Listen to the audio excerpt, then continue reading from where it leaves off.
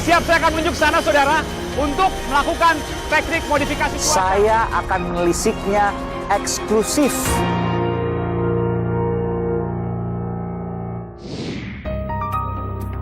Saudara, otopsi kedua telah dilakukan. Banyak hal yang mengejutkan dari hasil otopsi kedua. Di antaranya adalah tembakan dari belakang kepala menembus ke hidung. Saya sempat mendapatkannya eksklusif. Dan saudara, saya tidak akan berhenti di sini. Saya akan terus mencoba untuk menggali. Saya mencoba mewawancarai dua saksi kunci yang menyaksikan langsung proses otopsi kedua Brigadir Yosua. Ikuti saya, saudara. Aiman Wicaksono, eksklusif. Karena masih sementara tidak akan kami bacakan semua. Kami sudah mendapatkan dari Rumah Sakit Polri Kramat Jati.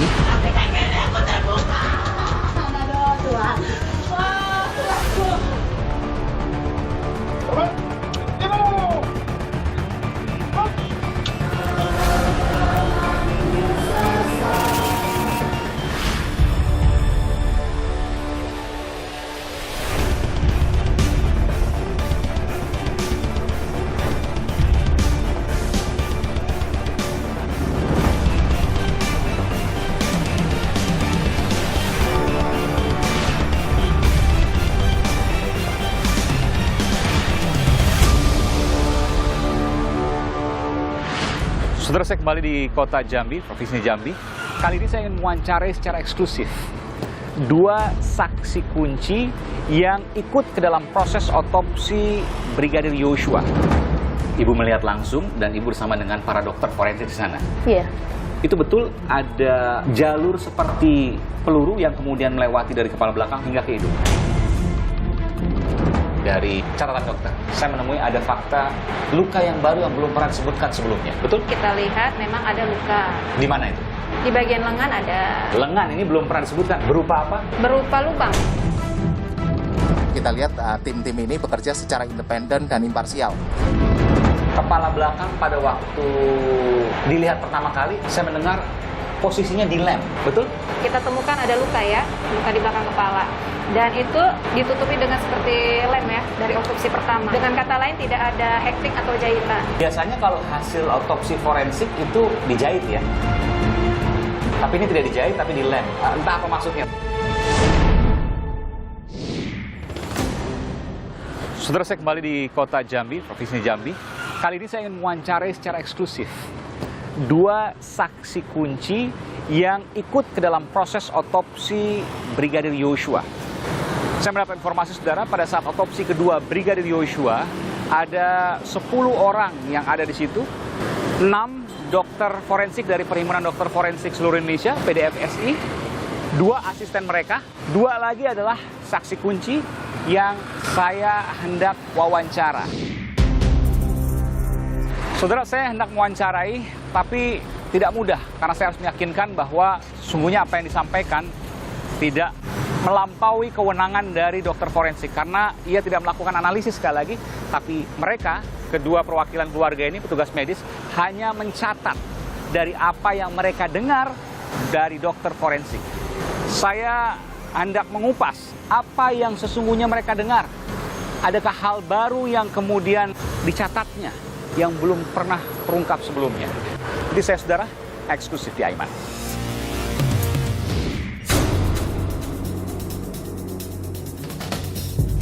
Itu akibat luka tembak dari belakang sejajar jebol ke hidung. Apakah tidak terdeteksi waktu itu ada peluru dari belakang menembus ke hidung? Itu pertanyaan besar.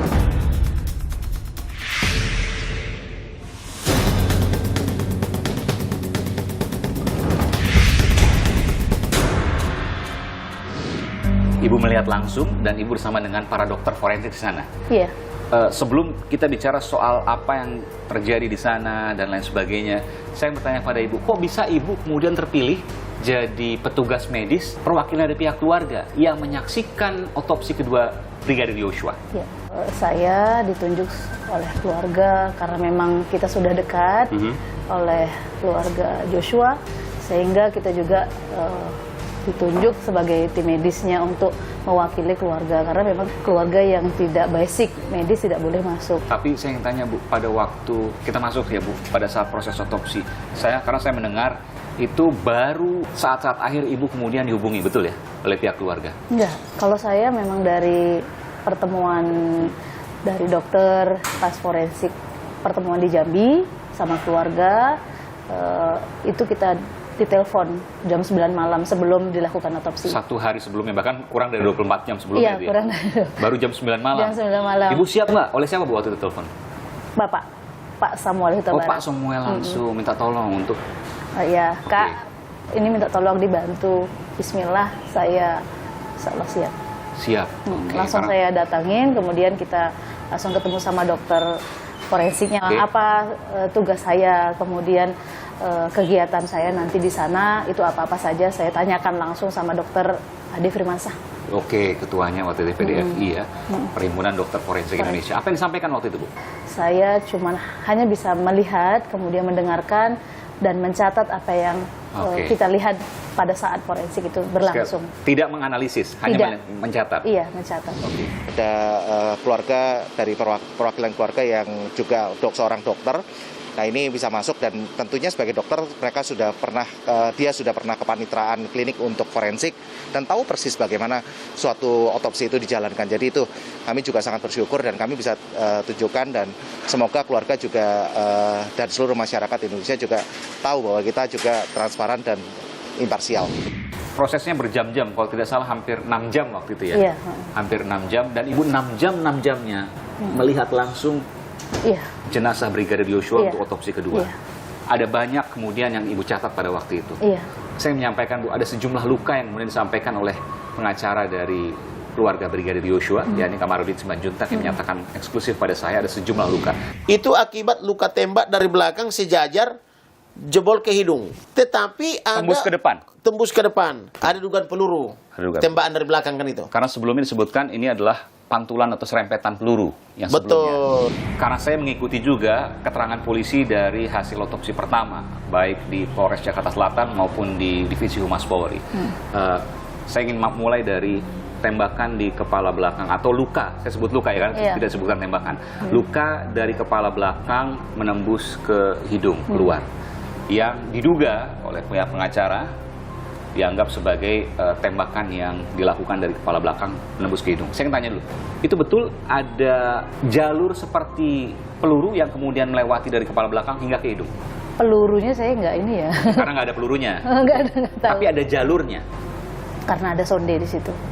Otopsi kepala bagian belakang kepala di sisi kiri terdapat luka terbuka berbentuk lubang tidak beraturan.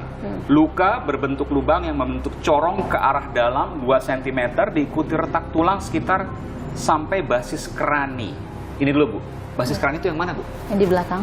Di bawah sini? Bukan di atas ya? Di bawah. Berarti di atas tengkuk lah kurang lebih. Iya, iya. Baik. Lalu lecet melingkari luka kedalaman tembus ke puncak hidung membentuk sudut 60 derajat ke kiri atas. Kalau 90 derajat Iya. sejajar ya Bu ya. 60 derajat berkurang dikit. Kurang 30. Berarti dari bawah ke atas, betul ya? Tapi nggak sampai 45 ya. Jadi sedikit turun lah kurang lebih. Lalu menembus hidung. Ada juga luka yang kemudian tidak disebutkan. Karena sebelumnya disebutkan bahwa ini adalah karena goresan peluru baik di hidung maupun di bibir. Ada luka di bibir yang ternyata itu merupakan juga lubang yang berasal dari, entah ini arahnya bisa sebaliknya ya, ataukah dari atas ke bawah atau bawah ke atas, tapi dari dagu ke arah bibir atau sebaliknya. Betul ya Bu? Dokter tidak menyimpulkan itu arahnya dari mana, kemudian kita cuma mencatat ada tembusan dari bibir ke bawah dagu. leher, Dan mangkal leher. mangkal leher, betul. Dan itu juga dilakukan sonde juga. Iya. Sonde itu alat Sonde itu seperti alat ukur, dia bulat panjang stainless itu. stainless itu dimasukkan tembus terus, Iya. bahkan sampai ke hidung. Iya. Tembakan kedua diduga dari sini. Karena ini bolong ini dari sini ke bibir. Sudutnya dari bawah. Iya. Oke. Dari bawah ke sini. Tapi kan ada yang di sini luka juga. Adanya di sini, di pundak. Oh, beda. Jadi nggak mungkin jadi letter L pelurunya begini kan? Oke, ini informasi baru ini. Oke. Peluru ketiga itu di dada. Dada. Juga lurus ke belakang. Sejajar, bukan dari atas. Nah, di sonde dia lurus dia. Ini lagi-lagi kita tidak mendahului hasil dari dokter forensik, meskipun Iya. proses ini kemudian saya perlu untuk kemudian ketengahkan supaya jadi hal yang transparan untuk kita ketahui bersama. Jadi ada lubang dari belakang menuju ke hidung tembus, lalu kemudian juga ada lubang dari bawah dagu ini tembus ke bibir atau sebaliknya? Ya itu yang belum tahu karena Iya. kan kita nggak Intinya ada, menganalisa. baik, itu ada lubang Bu ya. Apakah kemudian disebutkan pada waktu itu Bu, tembusnya itu dari dagu ke bibir atau dari bibir ke dagu itu tembus juga ke dada? Nah, dokter forensik tidak bisa menyimpulkan karena memang harus ada pemeriksaan PA lagi. PA itu? Pemeriksaan atau dianalisis lagi. Mereka harus pemeriksaan analisis. dianalisis lagi apakah itu dari mana gitu, lukanya dari mana. Nah, Baik, gitu. jadi ini ada dua Ibu, pertama belakang, kemudian yang kedua bibir dagu, yang ketiga dada. Sekarang saya masuk ke dada Bu. Dada ini juga tembus juga dipakein sonde juga.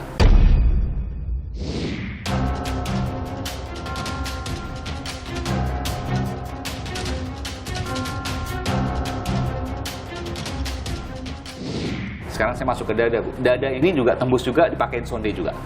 Enggak. Saya kebetulan pas dada itu saya mencatat pas sudah dibuka.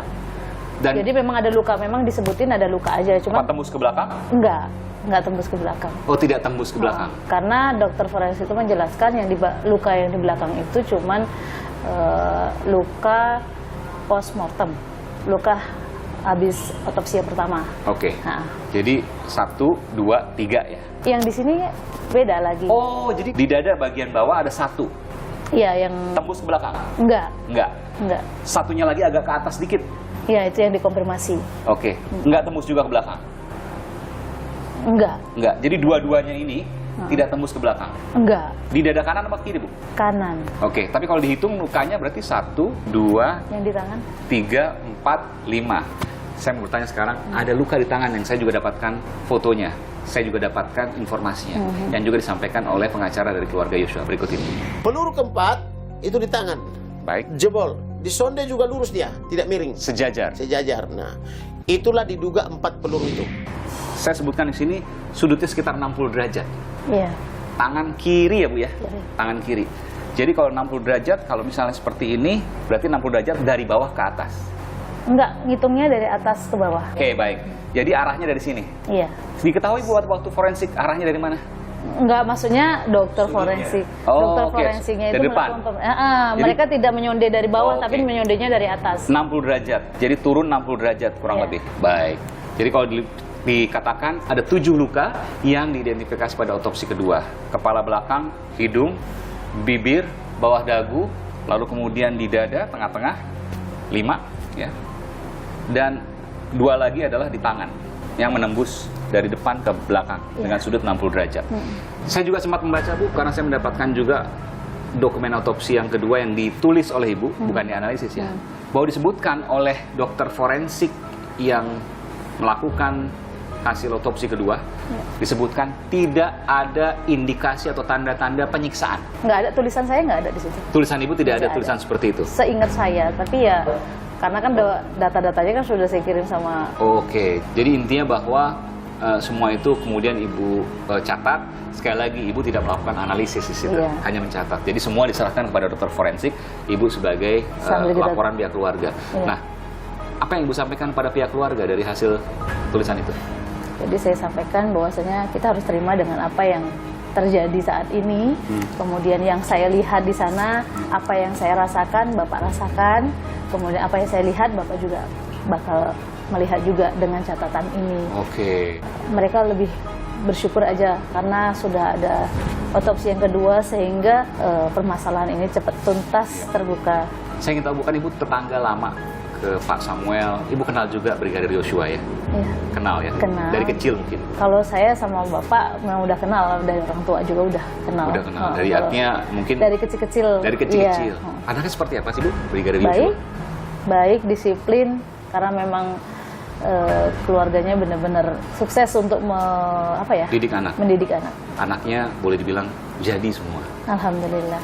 Dan ibunya luar biasa sekali. Ibu ya luar biasa.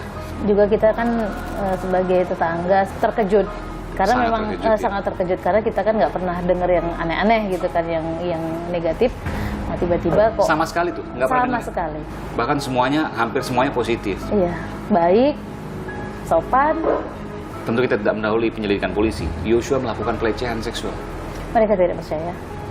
Kenapa? Mereka tidak percaya karena memang tidak ada informasi atau mendengar berita miring ya.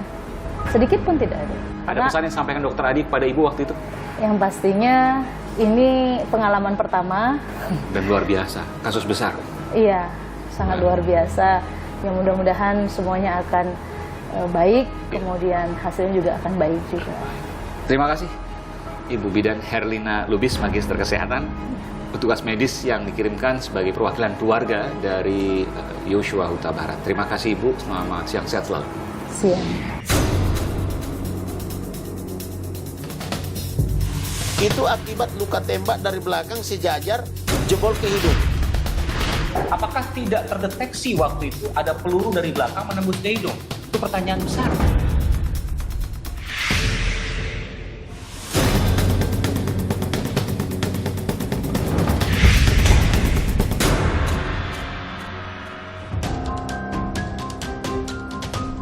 Minim transparansi, munculkan spekulasi. Kejanggalan dalam kasus tewasnya Brigadir Yosua Huta Barat terus mengundang polemik. Meski kian hari, kotak Pandora semakin terbuka. Soal luka misalnya, dalam otopsi kedua ditemukan luka di bagian belakang kepala yang menembus hingga ke hidung.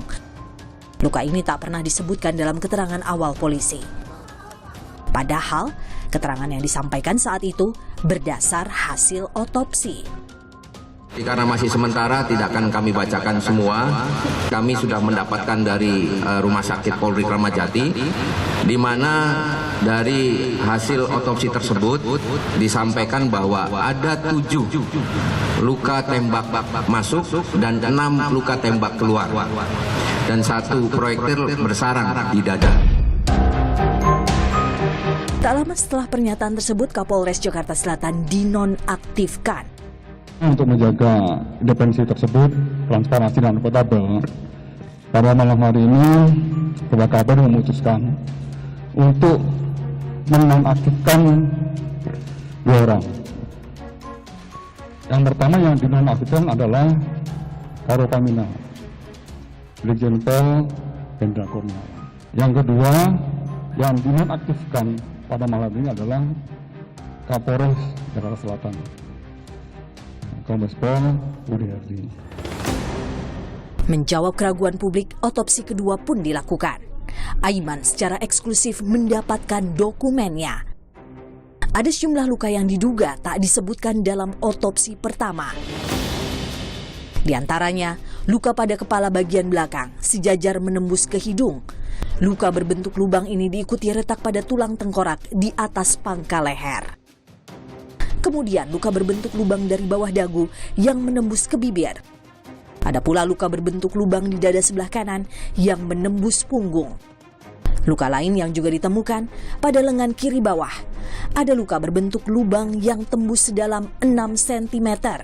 Serta pergelangan tangan kiri dan 2 jari tangan kiri patah. Apa yang sesungguhnya terjadi? Aiman gali kesaksian 2 tenaga kesehatan yang ikut dalam otopsi kedua Brigadir Yosua, eksklusif.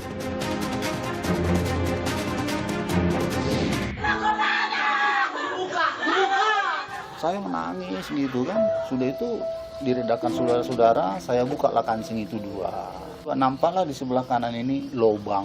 Oke, Jadi saya bilang gini, ini tembak-tembakan apa disiksa, menjerit lagi. Kenapa Bapak bilang begitu?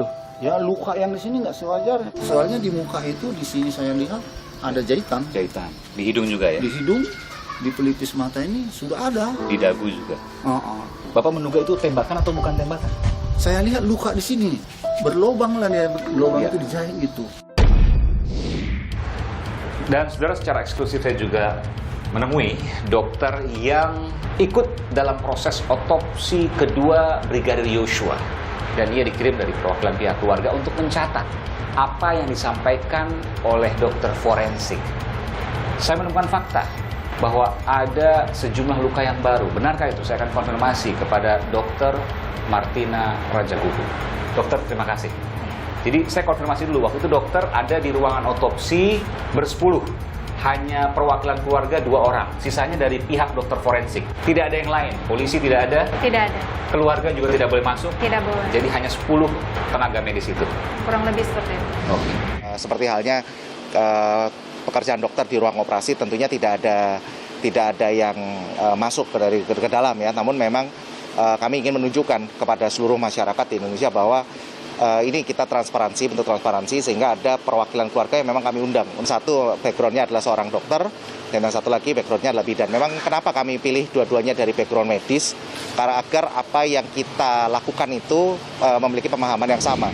Saya bertanya dulu, nah saya mendapatkan dokumen otopsi kedua dari catatan dokter. Saya bersama dengan pengacara dari keluarga Brigadir Yosua dan ini ada sejumlah dokumen-dokumen. Kalau saya baca hasil otopsi kedua Brigadir Nofriansah Yosua Huta Barat, saya menemui ada fakta luka yang baru yang belum pernah disebutkan sebelumnya. Betul? Kalau dibilang luka baru, kita belum bisa bilang itu pastinya luka baru atau luka yang sebelumnya ya. Ya. Cuma kita memang dari hasil yang kita amati, kita lihat memang ada luka. Di mana itu? Di bagian lengan ada. Oke, lengan ini belum pernah disebutkan karena yang selama disebutkan kan di wajah, Ya. di dada, lalu kemudian di tangan. Di pergelangan ya? Iya, di tangan betul. Di lengan sebelah kanan. Lengannya sebelah kanan. Di bagian mana? Kurang lebih 15 cm dari puncak bahu ya. Lalu berupa apa? Berupa lubang. Lubang. Iya. Tapi apakah bisa itu disimpulkan misalnya bekas tembakan peluru atau sayatan misalnya? Itu belum bisa kita simpulkan karena dokter forensiknya sendiri dengan tim belum bisa membilangkan itu adalah luka pasti dari tembakan, belum bisa. Tapi yang jelas itu untuk diambil sampel lebih lanjut. Diambil sampel itu artinya dokter forensik tidak bisa menyimpulkan, harus diteliti ulang. Iya, benar. Oke. Hasil yang nanti bisa dikeluarkan dari pemeriksaan ini tentunya memenuhi kaidah-kaidah rantai lacak barang bukti dan dapat diterima di pengadilan. Sampel-sampel postmortem ini memang memiliki keunikan dan kadang konsistensi yang berbeda-beda. Ada yang keras, ada yang lembek dan segala macamnya. Nah itulah makanya, dan beberapa bagian juga harus kita lakukan pemeriksaan, mungkin tidak hanya sekali.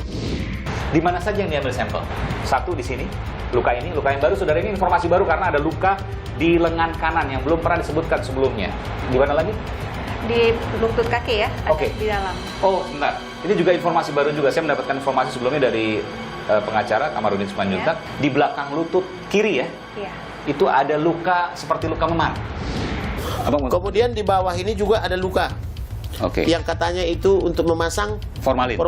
Tetapi di sini juga ada luka lain Oke. di pergelangan sini Baik. yang belum terjawab. Kemudian di kaki sudut apa itu dengkul belakang ini lutut. di belakang itu Belakang juga diambil lutut. sampelnya. Oke. Dia bisa kita bilang bukan luka ya, tapi lebih seperti memar. Memar, seperti terbentur atau segala macam itu Tapi ya. terlihat seperti adanya resapan darah. Apa artinya itu? Resapan darah itu nanti tim forensik lebih menjelaskan aja ya, Oke, Pak. karena dokter tidak boleh beranalisa di situ, Iya, hanya benar. fakta. Bahwa itu ada luka, juga luka di belakang lutut ya. Kenapa diambil sampel oleh dokter forensik? Lagi-lagi perlu diteliti. Ada lagi? Di perut ada ya, yang sebenarnya dari keluarga sendiri kan sebelumnya sudah menyampaikan, coba dilihat bagian sisi perut, gitu ya. Di Lalu perut lebam sebelah mana nih? ada 2 itu ya. Kanan kiri? Iya. Tapi setelah kita mengamati dari otopsi ulang kedua, lebam itu tidak terlihat lagi. Oh. Jadi karena lebamnya tidak terlihat lagi, tapi dokter mengambil sampel. Saya juga mendengar informasi saudara yang baru adalah ada luka di bagian punggung, betul? Iya. Dan ini juga belum pernah diinformasikan sebelumnya. Luka di bagian punggung seperti apa, dokter? Luka di bagian punggung itu seperti luka sayatan, hanya saja luka sayatannya lebih, kalau dari informasi kita yang di dalam mendengar dan mengamati, dokter forensik itu bilang itu dari otopsi pertama ya. Oh, dari otopsi Iya. pertama, kemungkinannya itu? Iya, untuk melihat adanya peluru masuk atau tidak. Jadi kan ada luka yang diduga tembakan, di bahasa saya ya. Kalau dokter nggak boleh ngomong itu karena harus berdasarkan penelitian dari forensik nanti. Ada luka di sini sebelah kanan, sebelah kanan ya, bawah bahu. Lalu kemudian di dada. Sebelah kanan. Iya. Nah, kemungkinan di belakang ini untuk mengetes apakah luka itu tembus atau tidak, begitu ya. Iya, benar. Dan jawabannya nggak ada yang tahu karena diambil sampel oleh dokter forensik. Termasuk juga ini yang kemudian sempat heboh, lubang dari kepala belakang menembus ke hidung. Termasuk juga, ini yang kemudian sempat heboh, lubang dari kepala belakang menembus ke hidung. Yang kemudian sebelumnya dikatakan pada keterangan otopsi yang pertama adalah terkena goresan peluru. Kita belum lihat, tetapi penjelasan dari penyidik yang dibilang sayatan itu adalah gesekan proyektil yang ditembakkan oleh Baradae ke J. Ternyata setelah ditemukan pada otopsi kedua, terbuka bahwa itu adalah lubang dan bukan goresan peluru. Betul ya? Kurang lebih seperti itu. Saya tidak bisa mengambil, saudara, saya ingin tunjukkan ini. Dan dari sini saya tadi sempat membaca, memang ada hal-hal yang berbeda jauh dari apa yang selama ini ada. Ya, betul. Saya mohon izin ya. Otopsi kepala bagian belakang, kepala di sisi kiri terdapat luka terbuka berbentuk lubang. Tidak beraturan. Luka berbentuk lubang yang bentuk corong ke arah dalam 2 cm diikuti retak tulang sampai basis kranit. Lecet melingkari luka ke dalam, tembus ke puncak hidung, membentuk sudut 60 derajat ke kiri atas. Itu akibat luka tembak dari belakang sejajar jebol ke hidung. Satu sejajar, Sejajar. Jadi dari belakang. ditembaknya dari belakang, tetapi ada Tembus ke depan. Tembus ke depan. Pada saat otopsi pertama itu tidak disampaikan sama sekali. Tapi dokter mungkin tidak tahu karena dokter tidak mengikuti perkembangannya. Saya yang kemudian menyampaikan ini. Lalu kemudian pada saat otopsi kedua dilihat ternyata ada lubang dari kepala belakang menembus ke hidung karena dilakukan proses sonde, betul ya? Yang ingin saya tanyakan adalah kepala belakang pada waktu dilihat pertama kali saya mendengar posisinya dilem, betul? Awalnya kan kita memeriksakan kepala belakang ya, lalu kita melihat apakah ada luka-luka yang seperti luka tembak atau luka sayatan atau luka lain yang ada di bagian kepala. Lalu dokter forensiknya sendiri pelan-pelan mengamati, memeriksa apakah ada luka. Kita temukan ada luka ya, luka di belakang kepala. Dan itu ditutupi dengan seperti lem ya, dari otopsi pertama. Ditutupi lem? Iya. Pada otopsi pertama? Dengan kata lain tidak ada hektik atau jahitan. Apa artinya kalau itu, dokter? Kita belum bisa menyimpulkan apa-apa ya Pak. Biasanya kalau hasil otopsi forensik itu dijahit ya?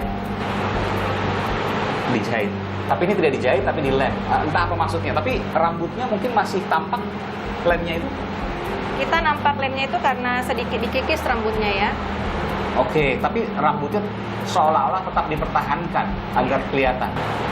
Karena dari kepala sendiri, dari rambut sendiri yang kita lihat, sepertinya masih bagus. Saya juga ingin menanyakan soal luka dari dagu tembus ke bibir. Jadi ada kemungkinan tembakan dari bawah ke atas. Kalau dibilang kemungkinannya dari atas atau bawah, itu masih nanti dokter forensiknya sendiri yang akan lebih menyimpulkan hasilnya. Yang jelas tembus dari bawah ke atas atau atas ke bawah, yang jelas tembus. Waktu dilakukan pemeriksaan dengan sonde. Oke. Ini informasi yang juga saya dapatkan bahwa ada luka dari bawah dagu ini menembus bibir seperti yang kemudian tergambar dalam wajah Brigadir Yosua yang dikatakan juga sebagai goresan peluru. Termasuk juga soal di bawah mata. Apakah dokter forensik juga meneliti soal itu? Benar. Kalau dilihat dari pemeriksaan yang dilakukan oleh tim dokter forensik sendiri, belum bisa menyimpulkan apakah itu luka tembakan atau luka sayatan, tapi yang pasti ada luka di bawah mata ya sebelah kanan, dan itu diambil sampelnya untuk dilakukan lagi diambil sampel untuk kemudian diteliti. Iya. Jadi ada luka tadi yang disebutkan luka yang baru di lengan kanan, di bawah lutut kiri, kemudian di punggung yang sebelum pernah disampaikan, dan di luka kepala belakang yang dilem tadi, yang seharusnya dijahit, tapi kenapa dilem tentu ini menjadi pertanyaan. Dokter tidak melakukan analisis sama sekali, tapi dokter mencatat apa yang kemudian disampaikan. Ada pesan yang disampaikan dokter forensik kepada dokter Martina? Kalau pesannya secara khusus nggak ada ya, karena sesuai dengan etika dari bidang kedokterannya sendiri, kita hanya bisa tugas kita mengamati, melihat, hanya itu saja tugas kami. Selebihnya kita nggak boleh ngomong yang lain-lain. Oke. Dokter Martina juga saya dengar lahir besar di Sungai Bahar, betul ya? Benar. Meskipun sekolahnya di Medan, sekolah dokternya. Artinya kenal dong dengan Brigadir Yosua? Kenal. Beda berapa tahun kurang lebih? Kurang lebih bedanya ada 3 tahun ya. 3 tahun.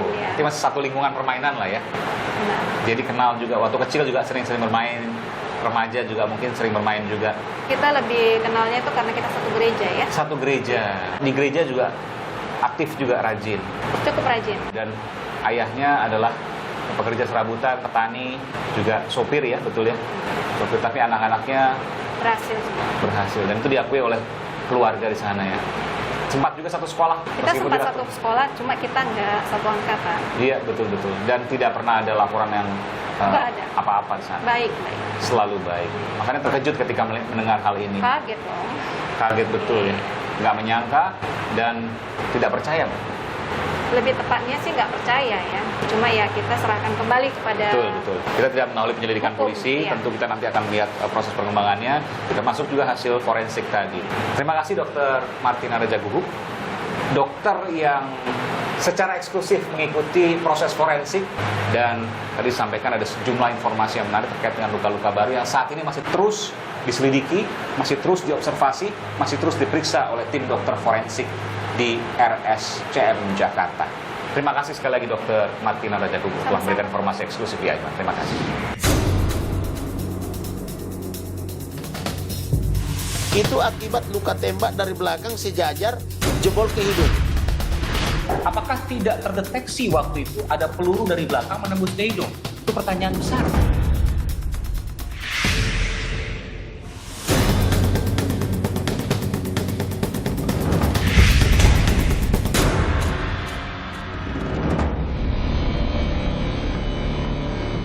Otopsi kedua pembunuhan Brigadir Yosua Huta Barat telah dilakukan pada 27 Juli 2022. Setelah kami lakukan pemeriksaan, semua sampel telah kami kumpulkan dan kemudian akan kami bawa ke Jakarta untuk kita periksa secara mikroskopik di Laboratorium Patologi Anatomik RSCM. Tim forensik membutuhkan waktu 4 hingga 8 pekan untuk menganalisis sampel dan menarik kesimpulan akhir. Meski demikian, ada banyak hal mengejutkan terungkap yang belum pernah disebutkan dalam keterangan polisi.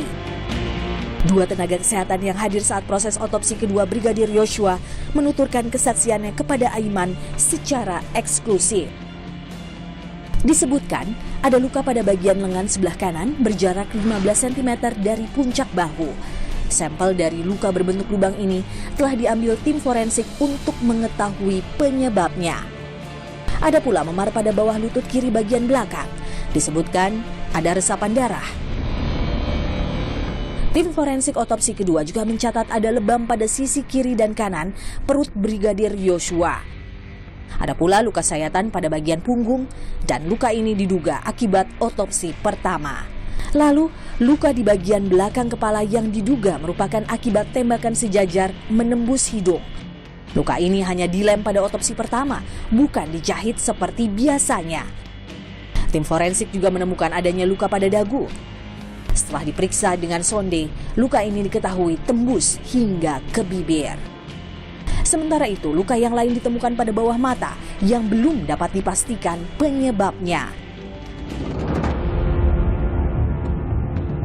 Ada apa sesungguhnya? Yang jelas saat ini, proses penyidikan makin menunjukkan titik terang. Terbaru, mantan Kadif Propam Polri, Irjen Verdi Sambo, tengah berada di Makobrimob Kelapa II Jakarta untuk diperiksa tim Inspektorat Khusus, IRSUS, terkait dugaan pelanggaran kode etik dalam melakukan olah tempat kejadian perkara di rumah dinasnya saat terjadi peristiwa pembunuhan Brigadir Yosua. Bagaimana kelanjutannya? Menarik dicermati. Saya Putri bersama anak-anak. Saya mempercayai dan tulus mencintai suami saya. Saya mohon doa agar kami sekeluarga dapat menjalani masa yang sulit ini.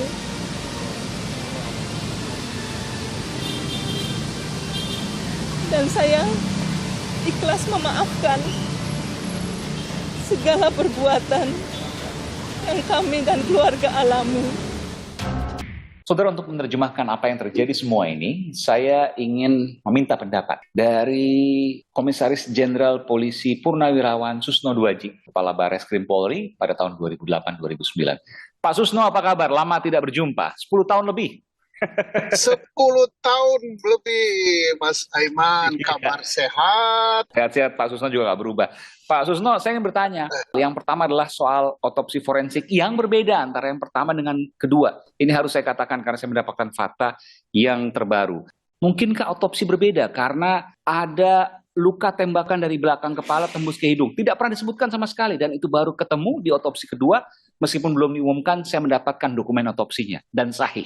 Oke, otopsi pertama sudah dilakukan oleh Rumah Sakit Polri. Ya. Apakah otopsi kedua akan berbeda dengan otopsi pertama? Betul. Bisa iya, bisa tidak, karena kan belum keluar. Nah sekarang kalau sama berarti nggak ada masalah ya. Dan bagaimana kalau berbeda? Ya kalau berbeda tentunya yang dipakai yang kedua. Kenapa yang kedua? Karena yang kedua kan lebih sahih.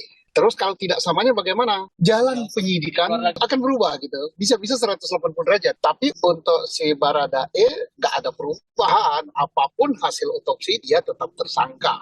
Tapi saya ingin bicara soal pernyataan Pak Susno yang mengatakan bahwa ketika ada perubahan dari otopsi pertama dengan otopsi kedua, maka penyelidikan dan penyidikan akan berubah 180 derajat. Bagaimana logikanya? Berarti kan ada luka lain selain peluru, apakah ada luka benda tajam, apakah ada luka benda tumpul. Luka-luka tersebut nantinya kan penyidiklah yang akan mengembangkan siapa yang melakukan.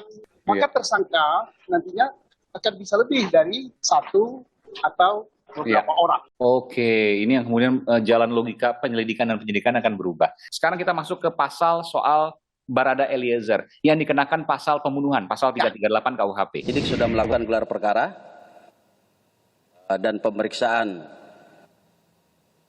saksi juga sudah kita anggap cukup untuk menetapkan Baradae sebagai tersangka dengan sangkaan pasal 338 KUHP, contoh pasal 55 dan 56 KUHP. Artinya secara logika, kalau tembak-tembakan karena lakukan pelecehan lalu kemudian ditembak oleh Barada Eliezer karena ditembak duluan sebelumnya oleh Brigadir Yosua, itu bukan seperti itu ceritanya karena pasal yang dituduhkan kepada Barada Eliezer adalah pasal pembunuhan dan bukan bela diri. Kalau bela diri tidak perlu harus sampai mati kan. Kalau ditembak misalnya, dia sedang geletak, bila perlu kan ditolong bawa ke rumah sakit. Dan yang penting dia nggak bisa nembak. Tapi oke lah, itu sudah lepas dari pasal tembak-menembak. Tapi kalau 340 itu jelas direncanakan terlebih dahulu. Ancaman hukumannya adalah hukuman mati.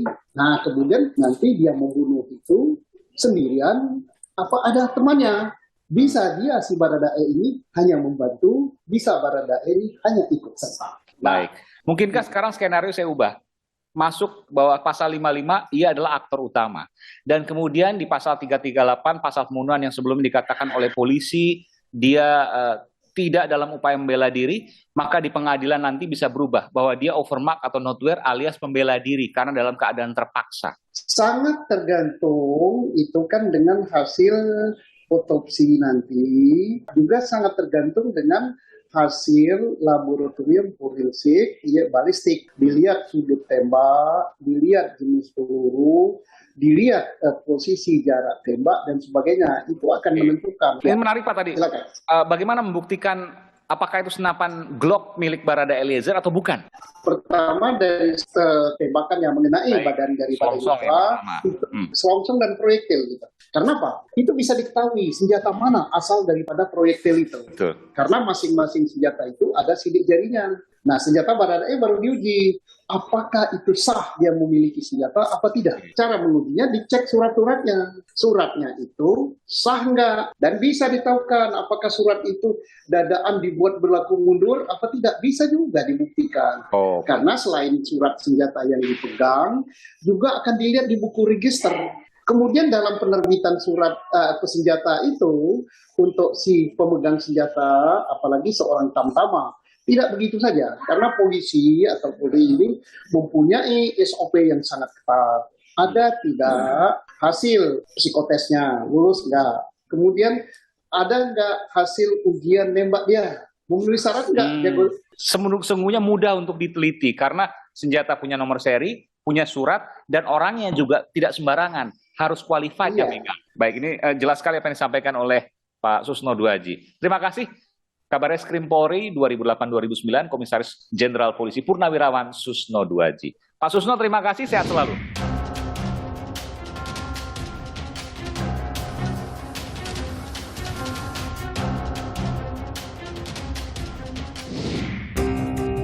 Saudara, dari hari ke hari fakta demi fakta kian terbuka. Tak ada kata yang lebih pas untuk diungkapkan selain transparan dan akuntabel. Banyak harapan yang tertumpu agar kasus ini semoga satu hari akan terungkap tuntas. Saudara, saya Aiman Wicaksono. Salam.